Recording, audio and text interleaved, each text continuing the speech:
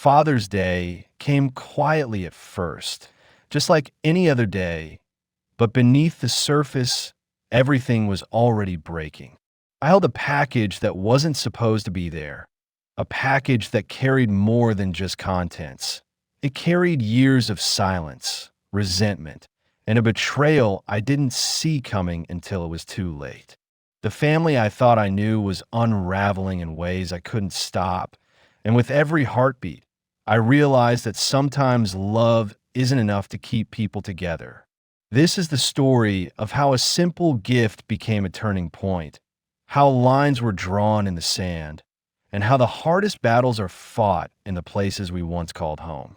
If this story touches you, please like, subscribe, and tell me where you're watching from in the comments. I want to hear your voice. I've got one daughter, Vanessa, who used to be the light of my life, but lately feels more like a storm I can't predict. This past year, our relationship has been strained, to say the least. Financial fights, ugly words, long silences. Still, I never imagined that this Father's Day would begin the way it did, with a box that would change everything. That morning started like any other Sunday. Elaine was in the kitchen making scrambled eggs and bacon, humming something soft and old. I sat on the front porch in my worn flannel shirt and slippers, sipping on a cup of dark roast and flipping through the local paper. The neighborhood was calm. The Hendersons across the street were loading their kids into the minivan for church. The Martins next door were walking their poodle, Stanley. It all felt normal until the UPS truck pulled up. I assumed it was for a neighbor. We weren't expecting anything, but the driver got out, scanned his device, and headed up our walkway. "Gerald Whitman?" he asked, reading the label. "Yeah," I said, standing. "That's me. Happy Father's Day," he added with a grin as I scribbled my name on the screen. Then he turned and jogged back to his truck, leaving me with a box that didn't feel quite right in my hands. It was about the size of a shoebox, sealed tightly with packing tape. No bows, no tags, no stickers, just a white shipping label with my name and address printed in blocky text. No return address, no message, just a box. I stepped back inside, carrying it carefully. Elaine turned from the stove and raised an eyebrow. "What's that?" she asked. "No clue," I said, setting it down on the coffee table. "There's no note." She walked over and examined it. That's when her expression changed. She leaned in closer, then pointed at one side of the cardboard. "Gerald," she said slowly, "do you see that?" I followed her finger and saw what she meant. Tiny holes, perfectly spaced along the edge. "Breathing holes," I said under my breath, not quite believing the words. Then we both heard it, a faint rustling from inside the box, a sound like something shifting against the walls. Then a hiss, soft, deliberate. My stomach dropped. Elaine stepped back, her hand clutching the dish towel. "Don't open it," she said quickly. "Something's alive in there." I stared at the box, my thoughts racing. What kind of prank was this? A lizard? A rat? I thought of news stories, snakes mailed in shoe boxes, people getting bitten by exotic pet scent as a joke. But this wasn't funny. Not at all. I grabbed my phone and dialed 911. "What's your emergency?" the dispatcher asked. "I just received a package," I said, my voice tight. "It's hissing. There are breathing holes. I think something alive is inside." She took my information and said officers would arrive in 10 minutes. "Do not open or move the box," she warned. "Just wait." So we did. Elaine turned off the stove. The eggs were ruined, the bacon half cooked, but neither of us cared. We sat across the room from the coffee table, staring at that box like it might leap off the surface. "Who would do this?" she whispered. I didn't answer. I was already thinking it. There was only one person who knew our address, our schedule, and had a reason to be angry. Vanessa. Just 6 days earlier, she'd stormed out of this very house after a brutal argument about money. She'd said some unforgivable things. So had I. She threatened to keep the grandkids from us. I told her enough was enough. But still, would she do this? Would she send something dangerous to her own parents? The doorbell rang, cutting through the silence like a shot. I jumped. Elaine flinched. Through the glass, I saw two uniformed officers walking toward the door, alert but calm. I opened it and waved them in. "It's in the living room," I said. "We haven't touched it." Officer Reeves was tall, broad-shouldered, and looked like he'd seen his share of strange calls. He studied the box from a few feet away, then crouched and slipped on gloves. "You said it's been making noise?" "Yes," I said. "Rustling and hissing." Elaine nodded beside me. "There are breathing holes, too." Reeves examined the box. "Could be a snake," he muttered. Then into his radio, requesting animal control to residential address. Suspected live animal in package. Possibly reptile. He turned back to us. "We've had cases like this before. Usually it's non-venomous. Still, we'll let the pros handle it." I nodded, but my pulse wouldn't slow down. I couldn't take my eyes off the box. Every so often, I thought I heard it shift again, the faint scrape of something living just inches away. And though I hadn't said it aloud to the officers, the truth pulsed in my chest with every heartbeat. Vanessa sent it. There was no one else with the motive, the access, or the level of cruelty wrapped in that neat brown cardboard box. Elaine finally spoke first, her voice brittle like cracked porcelain. "You think she really did it?" I didn't answer at first. I just looked at her. After 38 years together, that was enough. "You know she did," I said. Elaine looked down at her hands. She'd been twisting the same damp dish towel since the package arrived. "How do we get here?" she whispered. I wanted to say it was gradual, like a dripping faucet that you ignore until one day the basement floods. But that would be too easy. The truth was harder. It started the day Vanessa married Trent. He was slick and charming at first, always with a smile, always just a little too eager to shake hands or compliment your tie. But underneath that polished surface, there was rot. He never held a steady job, moved from one half-baked idea to the next. Real estate schemes, online trading, a failed startup he called his big break. Each failure brought more requests. Rent was late. The car broke down. A credit card was maxed out. Then came the gambling, online poker at first, then bigger bets. Vanessa always made the calls. She was better at it, more persuasive. "Dad, it's just this once." "Dad, we're desperate." "Dad, don't you want your grandchildren to have heat this winter?" I'd spent my whole life saving money so my family wouldn't have to struggle the way I did growing up. And I gave in, again and again. I told myself it was love. That's what fathers do, right? We sacrifice. We provide. But it never ended. The more I gave, the more they needed. It stopped being emergencies and started being expectations. When I finally said no 6 days ago, it was like I'd betrayed them. Vanessa was furious. Not sad, not worried, furious. She screamed at me. Said I care more about my bank account than my daughter. Said she'd make sure I never saw Emma and Jake again. I stood my ground. For once. I told her she was an adult and needed to act like one. That her choices had consequences. Trent laughed. That smug, mean laugh that made my skin crawl.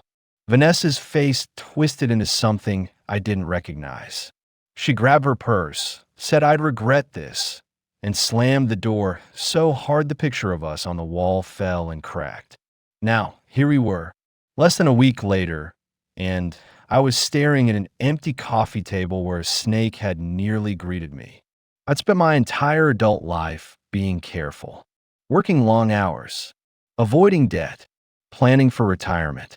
I thought I was building a future for my family. Turns out, I was building a target on my back.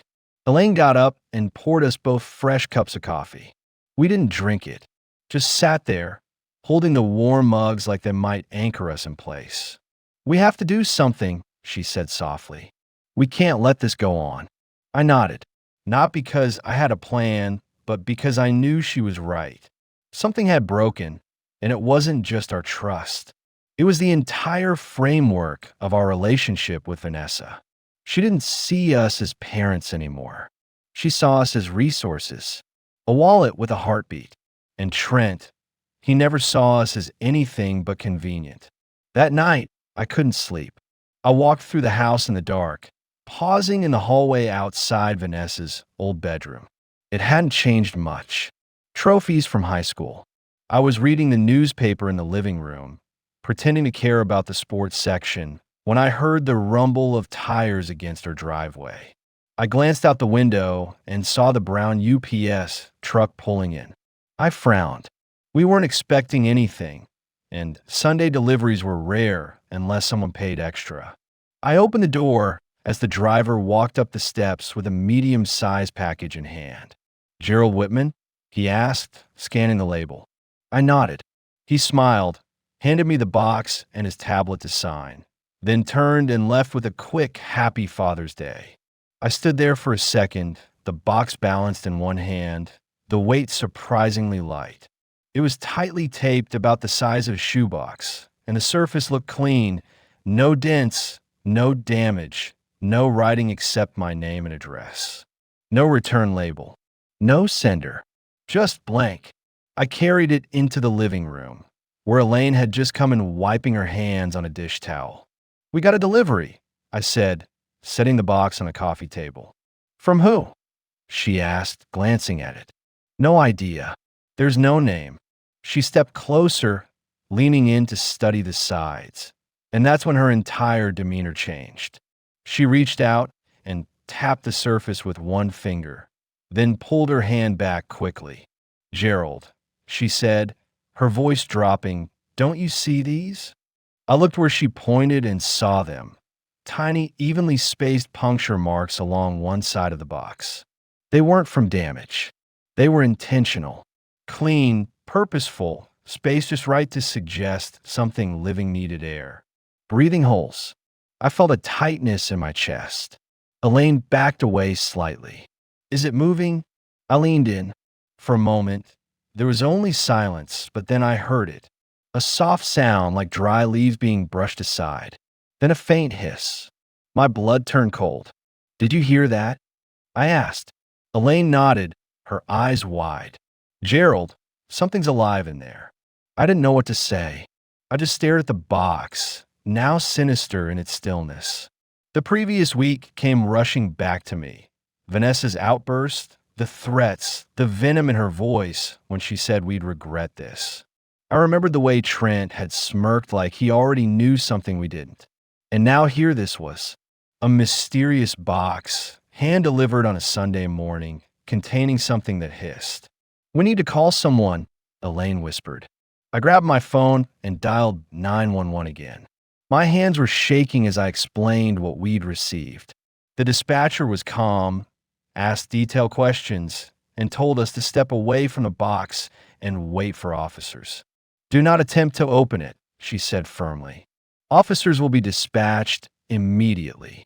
I nodded even though she couldn't see me, thanked her, and hung up.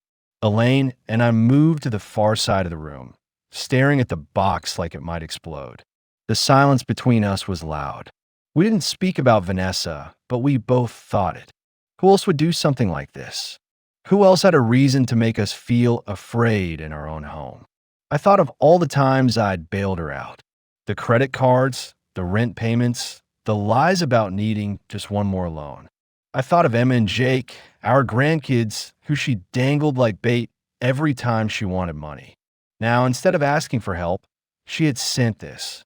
The knock at the door startled both of us. I peeked through the window and saw the same two officers from earlier that week. I opened the door and stepped aside to let them in. "We received another call," Officer Reeves said, scanning the room. His eyes landed on the box. "That it?" "Yes," I said. "It's been making noise."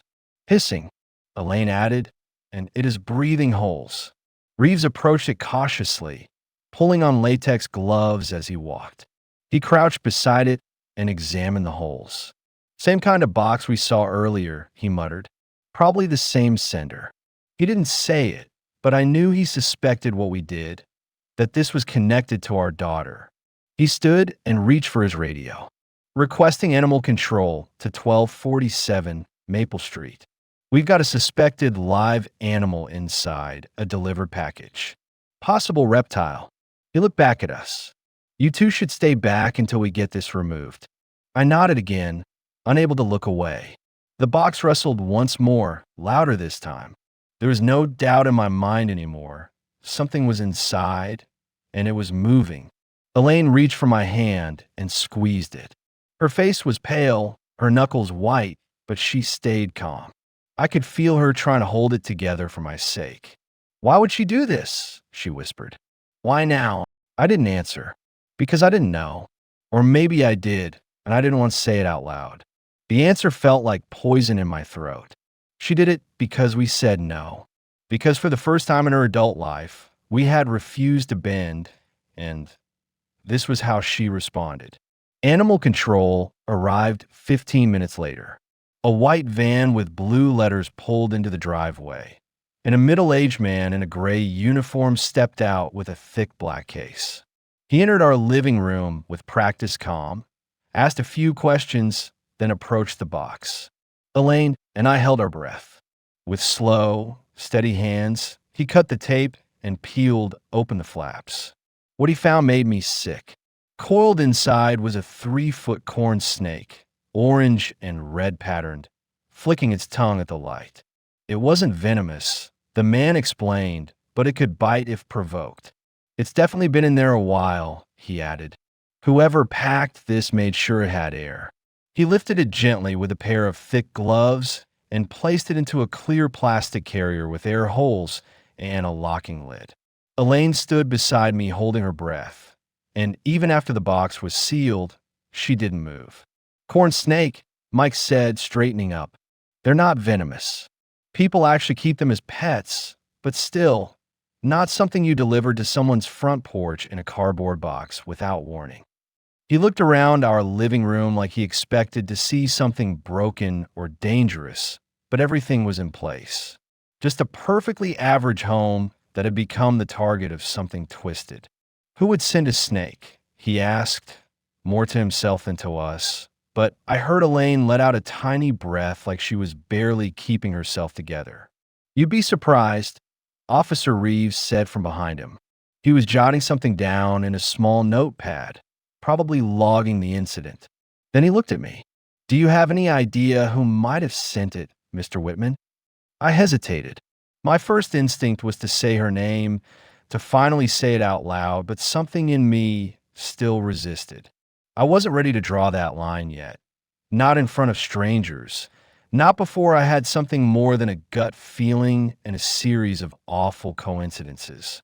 So I said what cowards say when they're still trying to protect someone who doesn't deserve it. No, I replied. No idea.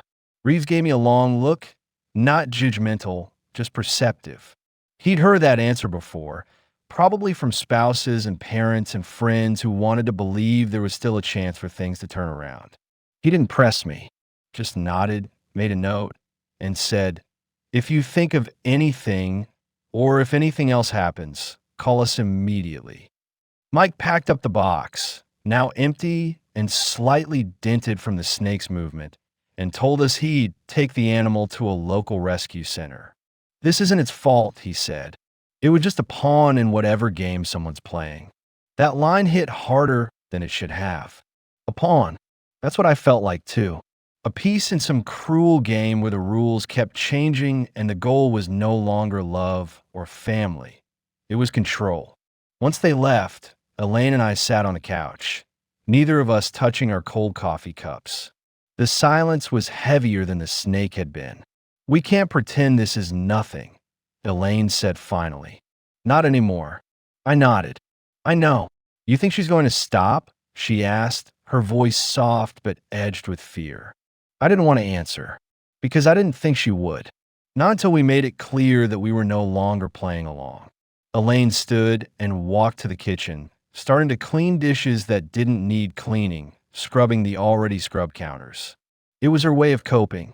I sat there, staring at the blank spot on the coffee table where the box had been. It felt like a ghost. I reached for my phone, opened my banking app, and scrolled through the last month's transactions. There it was. A charge from 3 weeks ago. Reptile Palace, $127.50. My card. My money. The same card Vanessa had used for emergencies ever since college. She still had access. I let it stay open because I kept telling myself maybe this time would be the last time. That maybe if I just helped a little more, she'd get back on her feet. But now she was using my trust to buy snakes. Literally. I showed the transaction to Elaine, who froze mid-scrub. She stared at the screen and didn't say anything for a full 10 seconds. Then she turned off the faucet. "It's her," she said. It wasn't a question. "Yeah," I replied. "It is." The words tasted bitter. I looked at the date of the charge again. It was made the day after our fight. The day after she screamed at me, accused me of betrayal, and said I'd regret cutting her off. And now here we were. Regret had arrived in the shape of a hissing box. I stood up and went to the hallway closet, pulled out the old lockbox where I kept important papers, account information, copies of old checks, and our legal documents. I sat at the kitchen table, spreading out everything I had. Elaine came over, drying her hands. "What are you doing?" she asked. "Looking at what she has access to," I said, "and what I can shut off." Elaine sat across from me and put her hand on mine. "You don't have to do it tonight." "I think I do," I said, "before she gets bolder, because this felt like escalation. A snake today. Who knew what tomorrow might bring? I wasn't going to wait to find out. I logged into our main credit account and navigated to the authorized users section. There she was, Vanessa Whitman, still listed, still active. I hovered over the remove user button but didn't press it. Not yet. I wanted to hear her voice first. I wanted to give her a chance to admit it, to own what she did, maybe even apologize. But that was foolish and I knew it. Still, I couldn't help myself. I picked up the phone and called her. She didn't answer. I didn't leave a voicemail. I just sat there, staring at her name on my screen, and felt a slow wave of disappointment crash over me. Not sadness, not even anger, just disappointment so deep it made my chest hurt. Elaine watched me quietly, her eyes glistening with the kind of grief you don't talk about, the kind that comes from realizing your child isn't who you thought they were. But deep down, I knew. I had seen that charge right after our fight, and I had ignored it because I didn't want to think the worst. I didn't want to believe that my daughter would weaponize a live animal to make a point, to get revenge, to scare us. I didn't want to believe she was capable of that kind of coldness. But denial was a fragile shield, and it had cracked under the weight of the facts. I opened my phone and scrolled through her old text messages. Most of them were from me checking in, asking about Emma and Jake, reminding her to submit receipts for the car insurance I've been covering. The most recent thread ended with her message the day of the fight. "If you care more about your money than your family, then don't expect to see us ever again." I closed the thread and stared at my contact list. My thumb hovered over her name. I didn't want to call. I didn't want to hear more lies, more twisting of reality. But I needed to hear her voice. I needed to know if there was even a shred of guilt left in her. I needed to see if she would deny the undeniable. I hit the call button. It rang twice before she picked up. "Dad." Her voice was artificially sweet, like she was performing politeness. "Happy Father's Day. I was going to call you earlier, but Vanessa," I said, my voice flat, controlled. "Did you send me something today?" She was quiet for a beat. "What do you mean?" "A package," I said. "Delivered to the house this morning. No return address." Another pause. "Know why?" "What are you talking about?" And then I heard it. In the background, unmistakable and unfiltered, Trent laughed. It wasn't the kind of laugh you give when you hear something confusing or surprising. It was the kind of laugh that leaks out when you think you've gotten away with something. The sound hit me like a slap. It wasn't just confirmation, it was mockery. He thought it was funny. She was still talking, saying something about maybe it was a neighbor or a prank, but I wasn't listening anymore. The truth had arrived. ugly, undeniable, and loud in my ear. Nothing, I said, interrupting her. Just a mistake. Forget it. Are you sure? You sound weird. Enjoy your evening, I said, and ended the call. I placed the phone on the table and sat back, staring at the ceiling. Every muscle in my body was tense, like my skin didn't quite fit anymore. Elaine came into the room a moment later, wrapped in her robe, her eyes tired. Did you call her? She asked. I nodded. She denied it. And Trent laughed. I said. That was all she needed to hear. She sat down across from me and pulled the bank statement closer. Her fingers traced the date of the reptile charge. It was her, she said softly. It was always her. I nodded again, because there was nothing left to protect. The illusion had died. I wasn't the father of a struggling daughter. I was the father of a manipulator. And I had enabled it for far too long. I spent the rest of the night pulling every document I could find. I went through my folders, my files, my tax returns, and my account statements. I made a list of everything Vanessa still had access to. The credit card she was still attached to. The shared savings account I had opened for emergencies. The insurance policies I'd been quietly paying for. And the monthly transfer, $7.50 every month, set to automatically deposit into her checking account on the 1st. I hadn't even remembered setting it up. That was how long it had been going on. The next morning, I sat in my home office with the curtains pulled back and the sun shining brightly through the window, as if daring me to act. Elaine brought me a cup of coffee, kissed my shoulder, and left me alone with my decisions. I opened my banking portal and went step by step. First, I canceled the auto transfer. It would stop before the next payment hit. Second, I removed Vanessa as an authorized user from all credit cards. The system asked me to confirm multiple times. Each click felt like removing another anchor I didn't realize I was dragging. Then I changed all the passwords, not just my bank accounts, but to every account tied to our household, utilities, insurance, investments. I locked it all down. The last thing I did was pull up our will. It hadn't been updated in 7 years. At that time, it had been simple. Everything split between Vanessa and Elaine, with a note about educational funds for the grandkids. I printed a fresh copy, highlighted the parts one planned to change, and set a reminder to call our attorney first thing Monday morning. Elaine walked in as I was shutting everything down. You okay? She asked. No, I said, but I will be. That afternoon, my phone buzzed. A text message from Vanessa. Dad, my car just got declined at the grocery store. Did you change something? I stared at it for a long time. I didn't answer. An hour later, another message. Why are you doing this to me? Still, I said nothing. That evening, the third one came. If you don't fix this, you're not seeing the kids again. It wasn't dramatic or emotional. It was methodical. Elaine had already gone to bed, her silence saying more than words could. I closed the study door and sat down at my desk, the same desk where I'd written birthday cards, planned college savings, filled out applications for Vanessa's student loans. Now it had become a battlefield, and my laptop was the only weapon I needed. I opened our joint banking account and began with the automatic transfers. For over 3 years, I've been sending Vanessa $750 a month, labeled as family support, a term that now felt nauseating. I clicked cancel. The system asked if I was sure. I was. Next, I reviewed the secondary users on her credit cards. Her name popped up instantly, Vanessa L. Whitman. Still authorized. Still spending. I clicked remove. The system prompted me to confirm my identity with 2 security questions. Mother's maiden name. Name of first pet. Simple answers. I submitted. Access revoked.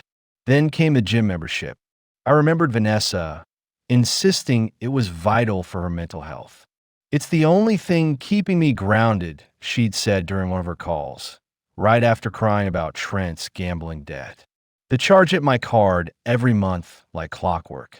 I logged into the billing portal and canceled the subscription. I didn't feel guilty. Not this time. Therapy payments came next. She had told us she was seeing someone.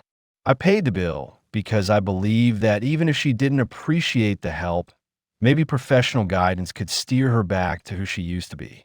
But now I wasn't sure if the therapist even existed. I opened the last invoice, found the phone number, and called. A voicemail for a generic wellness center answered. I left a message requesting a billing suspension and followed up with an email. By then, I had gone numb. My fingers moved on their own, checking through utilities, subscriptions, emergency, savings accounts, anything with her name or access. I reset every password. I removed her email from every contact field. I shut every window she had ever used to reach into our lives. I printed confirmation emails and filed them into a folder labeled Vanessa. Not family, not daughter, just a name on paper. One by one, I turned off the lights in the study and locked the file cabinet. I didn't cry. I didn't hesitate. I climbed the stairs slowly, turned off the hallway light, and paused by our bedroom door. Elaine was asleep, her breathing even and peaceful. I watched her for a moment before I lay down beside her and stared at the ceiling, replaying all the times I should have acted sooner. Every time I'd picked up the phone and wired money, every check I'd written, every excuse I'd made for her behavior. It hadn't been love. It had been fear. Fear that if I stopped helping, she'd fall apart. Fear that saying no meant losing her forever. But the truth was, I had already lost her. The girl who used to draw me pictures and write me clumsy letters on pink paper had grown into a woman who sent me a snake to make a point. The next morning, I woke before sunrise. I got dressed, brewed coffee, and sat on the porch watching the neighborhood come alive. Birds fluttered across the sky. Cars pulled out of driveways. The world kept moving, indifferent to what had happened in our living room just one day earlier. Elaine joined me not long after, her hair still wet from the shower, her mug cradled in both hands. She didn't say anything at first. She just sat with me, both of us listening to the quiet. Finally, she asked, "Did you finish it?" I nodded. "Everything's locked down. She has no more access. It's done." Elaine stared out at the street. "Do you think she'll notice?" I let out a breath through my nose. She already noticed. The text started last night. "More threats. More guilt," I replied. "She's playing the grandkids card again." Elaine flinched. We had always been close with Emma and Jake. Birthday parties, sleepovers, school recitals. We had photo albums full of memories, moments that now felt weaponized. "We can't let her use them to manipulate us," I said. "Not anymore." Elaine nodded, her jaw tightening. "She's not going to stop." "No," I agreed. "But we have."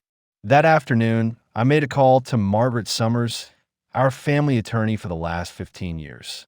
She had drafted our original will, managed our estate planning, helped us navigate the paperwork after Elaine's mother passed. I trusted her. I told her everything. The snake, the threats, the bank transactions, the texts. I didn't leave anything out. Her voice didn't waver. "You've done the right thing, Gerald. This isn't a family disagreement anymore. This is harassment, and it's time you protected yourselves legally." We scheduled a meeting for the following morning. She said she'd prepare new documents and walk us through the legal process to change our will and establish a trust for the grandkids, one that couldn't be touched by Vanessa or Trent. Elaine and I sat at the kitchen table that evening, a plate of untouched dinner between us.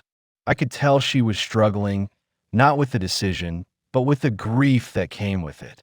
Cutting someone out of your finances was one thing. Cutting them out of your future was another. I reached across the table and took her hand. "We didn't do this to hurt her," I said. "We did it to stop her from hurting us." Elaine nodded slowly. I was ready, or at least I thought I was.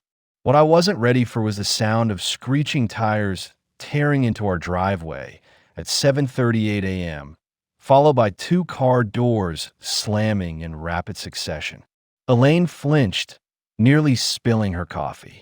We looked at each other, the same name forming silently on both our lips: Vanessa. I stood slowly and walked toward the front door, already hearing footsteps pounding up the walkway. Before I could reach the knob, the doorbell rang once, then again, then again. The banging started immediately after, sharp and angry. "Open the damn door, Dad." Vanessa's voice pierced through the wood. "I know you're in there." I inhaled deeply, steadying myself, then opened the door just wide enough to see them both standing there like storm clouds. Vanessa's hair was pulled into a tight bun, her eyes red and wild, cheeks flushed with rage. Trent stood behind her, arms crossed, expression hard and condescending. "We need to talk," she snapped. "Now." I didn't move. "We already did," I replied calmly. "Last week. It ended with you telling me I'd regret everything."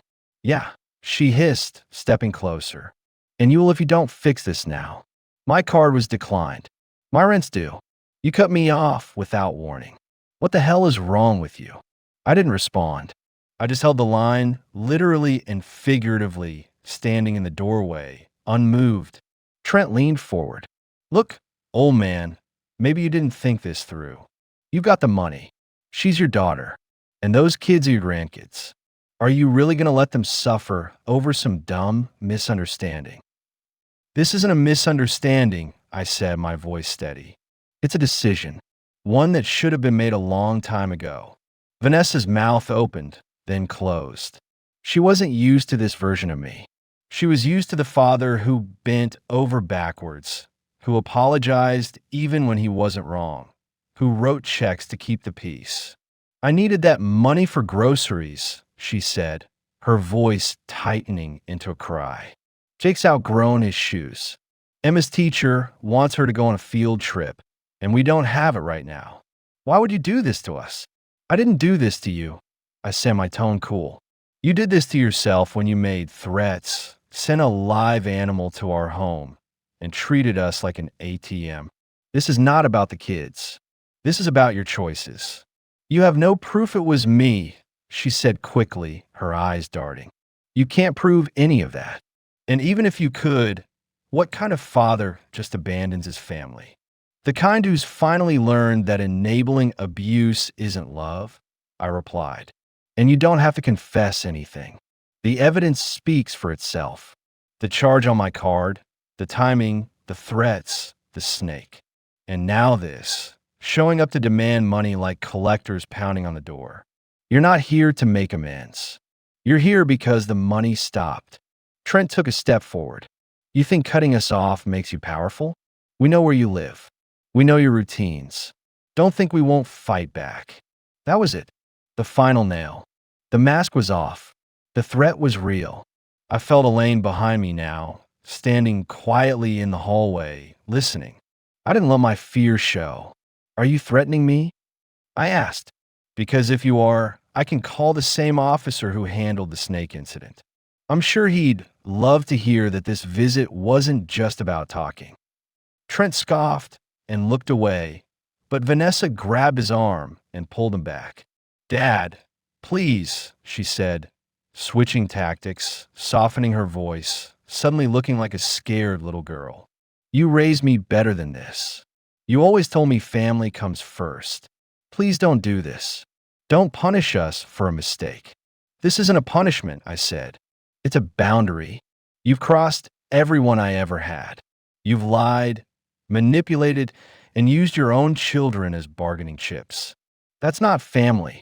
That's leverage. And I won't be part of it anymore." Her face crumbled, but it wasn't sadness. It was disbelief. She couldn't believe that her old tactics weren't working. She couldn't believe that I hadn't backed down at the sight of her tears. "You'll regret this," she said quietly, venom returning to her tone. "You'll die alone in that house, and no one will be there for you. If being alone means being free from this chaos, I welcome it," I said, and with that, I stepped back and closed the door in their faces. I heard them standing there for a moment longer, muttering, maybe cursing, maybe just stunned, but eventually their footsteps faded and the sound of the car starting and reversing out of the driveway followed. I turned around to find Elaine standing still, her hands shaking slightly. I reached for her, and she let me pull her into a hug. "It's over," I said, more to myself than her. "We finally said what needed to be said." "Do you think they'll come back?" she whispered. "Maybe," I said, "but next time, we'll let the lawyer handle it. Or the police." We sat down together in the living room, the same space where only days ago a snake hissed from a cardboard box. It felt different now, lighter but not peaceful. The storm had passed, but the damage still needed repair. She motioned for us to sit, and I passed her the file folder I had compiled over the last 48 hours.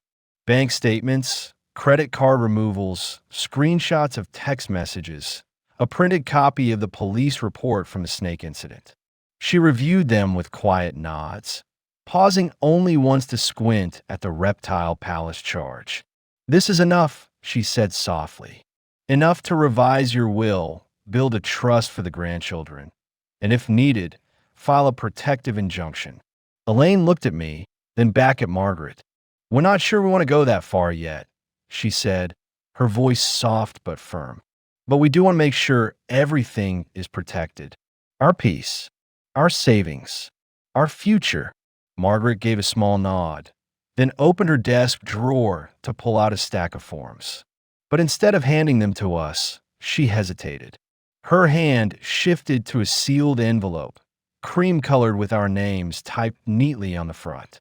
She placed it on the desk and folded her hands.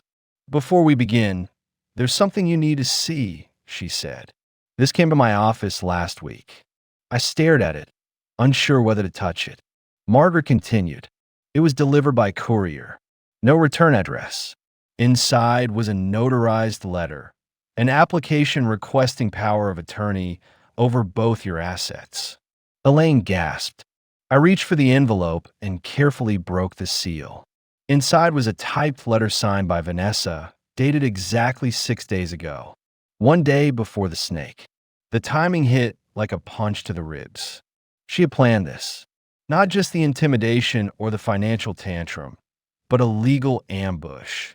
The letter claimed that I was mentally deteriorating, that Elaine had early signs of confusion, and that both of us had made reckless financial decisions recently that endangered our estate.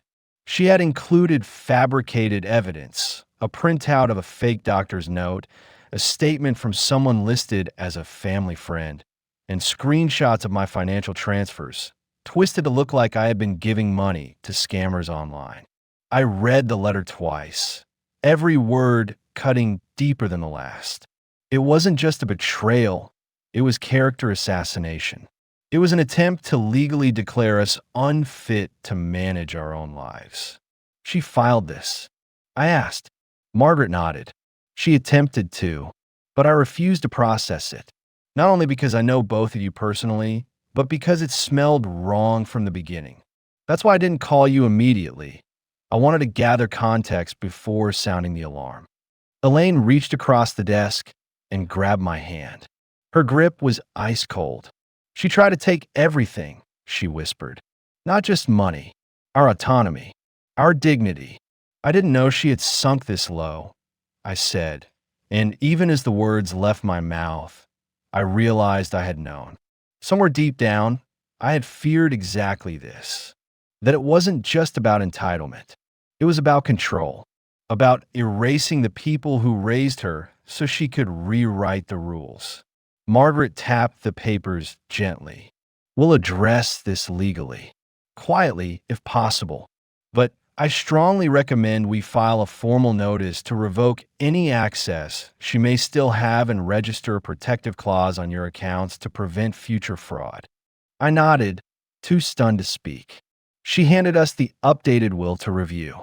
It clearly named Elaine as the sole executor in case of my passing and assigned our grandchildren's inheritance to a locked trust, with no direct access from Vanessa or Trent. The clause was airtight, protecting every dime until the children reached 25. Elaine flipped through the pages slowly, her hand trembling. "She's our daughter," she whispered. "How'd we get here?" Margaret didn't answer. She didn't need to. Some questions are too hollow for comfort. I signed the new will with a heavy pen and a heavier heart. Elaine followed. Margaret notarized each page, then stamped them with official seals. It was done. Everything was protected now. Our savings, our estate, our peace of mind. But peace doesn't come without cost. On the drive home, Elaine stared out the window quiet. I knew she was replaying every birthday party, every Christmas, every lullaby sung to a baby we never imagined would one day grow up to attack us with legal documents and venom. She really tried to take it all, Elaine said. Before the snake, before the yelling. She was already preparing to declare us unfit. It was never about helping us, I said. It was about removing us. That night, I placed the envelope in our fireproof safe, along with the new will, the trust paperwork, and a flash drive containing digital backups. I added a post-it note labeled, "Proof of Intent." If anything else ever came, I wanted no doubt. The next morning, Elaine made breakfast in silence. I watched her from across the table. The way she moved slowly, deliberately, like every motion was being weighed for its meaning. "Do you still want to see the grandkids?" she asked quietly. I thought about it. 2 days after signing the new legal documents, Elaine and I found a calm in our home we hadn't experienced in years. The tension that had clung to every corner, every conversation, every quiet moment was finally lifting. I sat on the porch one Sunday morning, the paper folded beside me, sipping coffee that had long gone cold but somehow felt right in the stillness. Elaine was inside, tending to the kitchen garden, humming softly to herself, and for the first time in a long time, I wasn't afraid of what the day would bring. The phones were silent. No messages from Vanessa demanding money or apologies. No veiled threats about withholding the grandkids. No frantic calls to rescue her from another crisis. I felt the weight of months, no years of stress and uncertainty begin to dissolve. It was a relief unlike anything I'd expected, a relief I had almost forgotten how to recognize. As I watched Mrs. Henderson across the street unload picnic baskets from her car, I thought about all the Sundays that Vanessa had ruined with drama and debt, about the nights Elaine and I had stayed awake, worried and waiting for the next call, the next emergency, the next excuse. I realized how much of my life I had given to her crises, how much of my peace I had sacrificed on the altar of family loyalty. But that was over. It was finally over. Elaine came out and sat beside me on the porch swing. She reached for my hand and squeezed it gently. "It feels strange," she said quietly, "like we're starting to live again."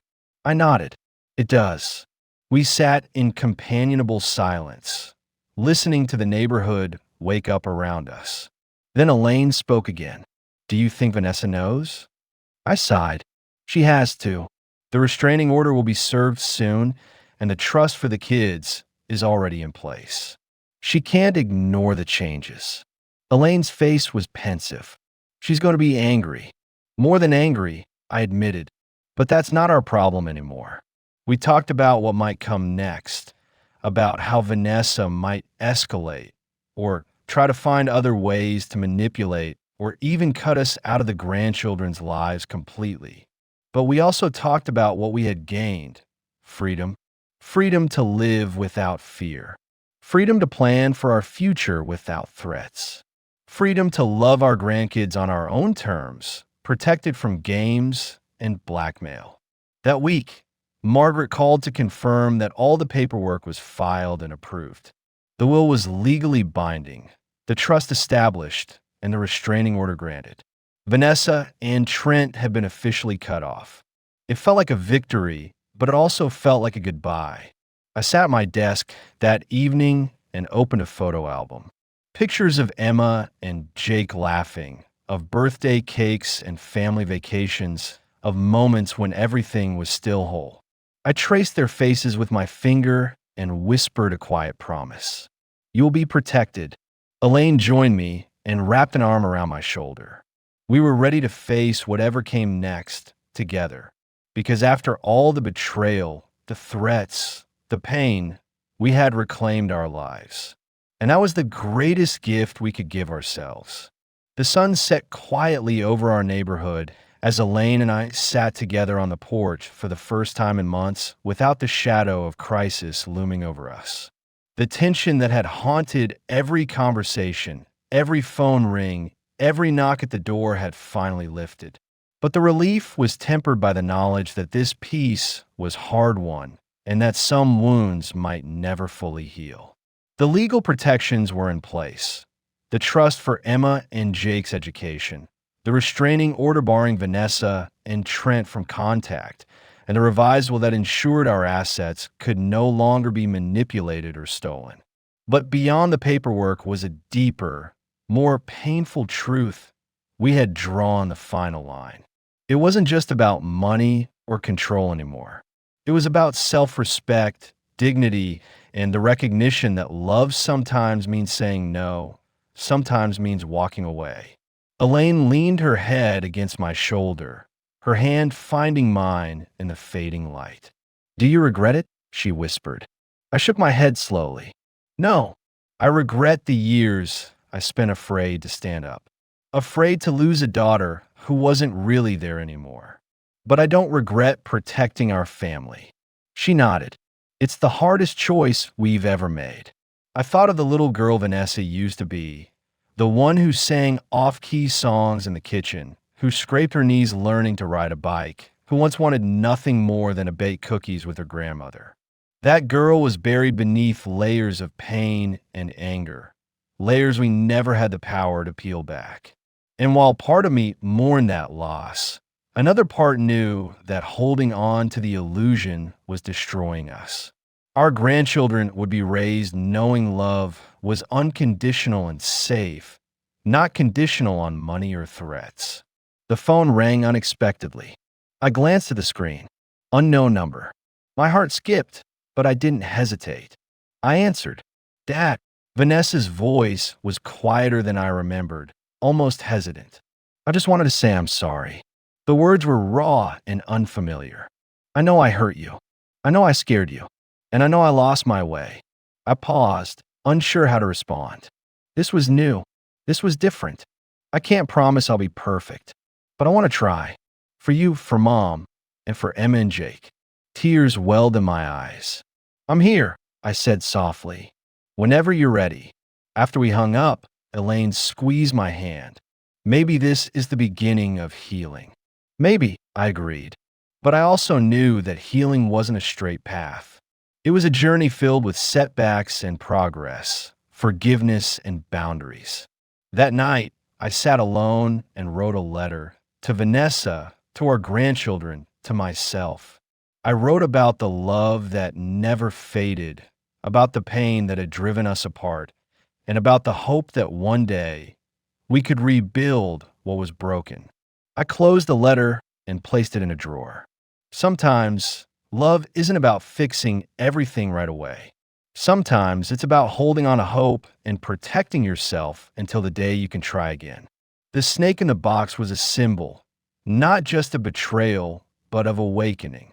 It forced me to reclaim my life, my dignity, and my family's future. It showed me that boundaries are not walls built to keep people out, but bridges built to protect what's inside. As the stars emerged overhead, I felt a quiet peace settle in my chest. We were scarred, yes, but stronger. We were cautious, yes, but hopeful. And for the first time in a long time, I was ready to face tomorrow, without fear, without regret, and with love that was real. The end. If you found this story meaningful, please hit the like button and subscribe to the channel for more stories like this. I'd love to know what you think about the plot. Did it surprise you? Or did you see the ending coming? Where are you watching from? Drop a comment below and share your thoughts or experiences. Your support means a lot to me and helps me keep sharing these stories.